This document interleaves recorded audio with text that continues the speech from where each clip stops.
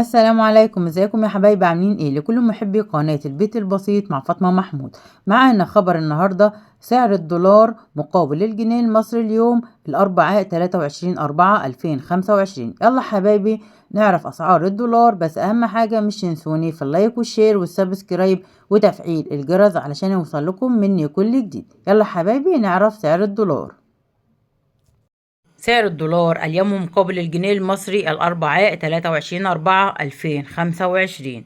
استقر سعر الدولار اليوم الأربعاء 23/4/2025 مقابل الجنيه المصري على آخر انخفاض سجلته العملة الخضراء، وسجل الدولار أعلى سعر في البنوك عند 51 جنيه وتسع قروش. سعر الدولار اليوم في البنك الأهلي: سعر الشراء 50 جنيه 99 قرش، سعر البيع 51 جنيه وتسع قروش. سعر الدولار اليوم في مصر: بنك قناة السويس سعر الشراء 50 جنيه و99 قرش، سعر البيع 51 جنيه وتسع قروش.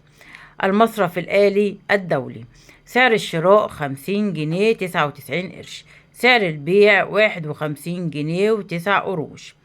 بنك الكويت الوطني: سعر الشراء 50 جنيه 99 قرش، سعر البيع 51 جنيه 9 قروش. بنك الإسكندرية: سعر الشراء 50 جنيه 99 قرش، سعر البيع 51 جنيه 9 قروش.